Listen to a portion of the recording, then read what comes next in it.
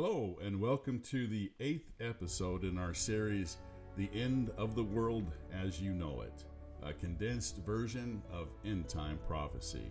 I'm your guest lecturer, Dr. Scott Mackenzie, and today we'll discuss Revelation chapter 7, written by the Apostle John. Chapter 7 seems to come out of nowhere.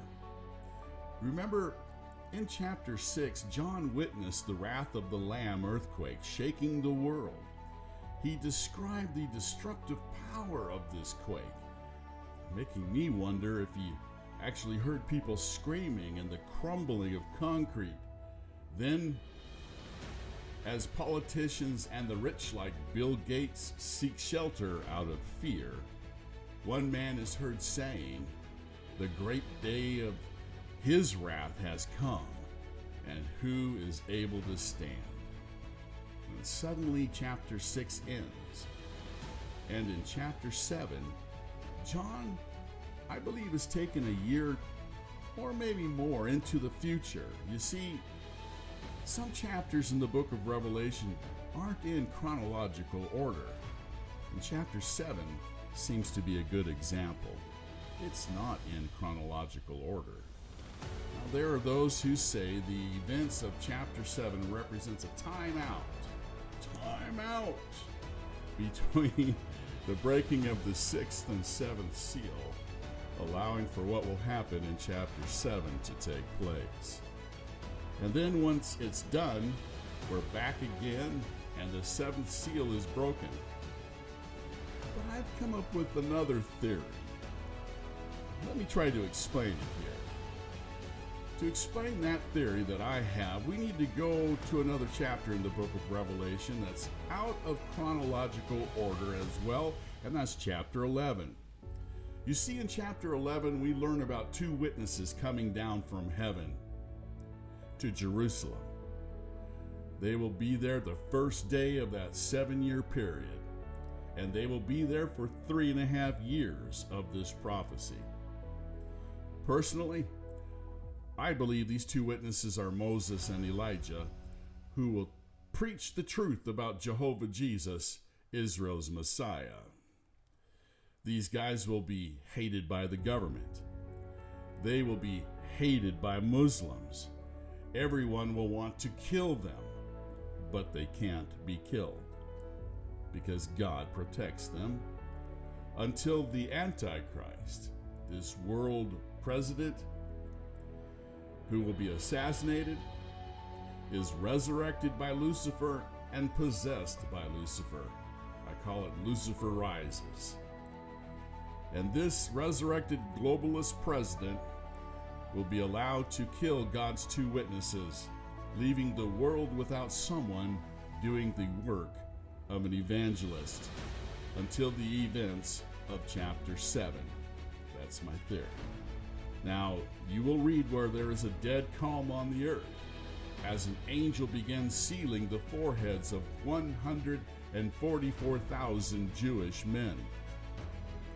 There will be 12,000 men from 12 Israeli tribes, 12,000 from Judah, 12,000 from Reuben, 12,000 from Gad, 12,000 from Asher, 12,000 from Naphtali, 12,000 from Manasseh, 12,000 from Simeon, 12,000 from Levi, 12,000 from Issachar, and 12,000 from Zebulun.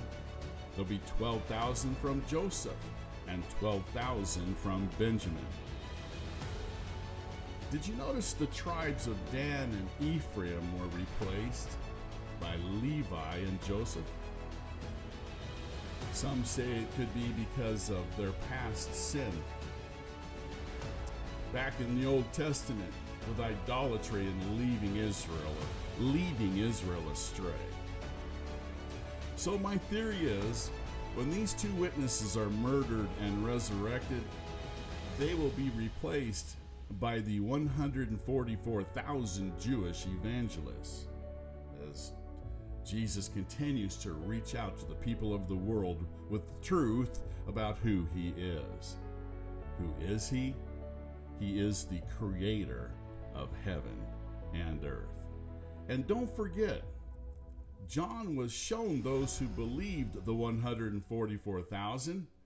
There were so many folks who came to faith in God, they couldn't be numbered. And yet we know where they will come from. At one time, what time during this 7-year period they will come out of. They will come from every nation and tribe and language from around the world. And that kind of makes me wonder, well, the 144,000 have the gift of tongues to be able to communicate to all these people from these different countries with different languages. Now, one of the elders looks at John and told him when these believers would come to faith. He told John they came out of the Great Tribulation. And because they came out of the Great Tribulation, they will no longer thirst. The sun will not burn them anymore, and its heat will not oppress them anymore. Jesus will shepherd them, giving them living water so they'll never thirst again. Jesus will wipe away every tear from their eyes. They will remember the horror of those days no more. Class, Jesus will do the same for you today, because once you make him your God, you won't thirst for anything this world has to offer again. The guilt and shame you felt because of your past will be replaced by his forgiveness and a new life of no regrets. Well, this brings us to the end of the 8th episode in chapter 7 in the book of Revelation, and the end of our study today of the end of the world as you know it, a condensed version of end-time prophecy. And remember what Jesus said, "Let not your heart be troubled. You believe in God, believe in me."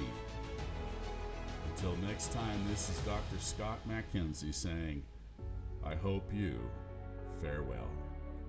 Goodbye.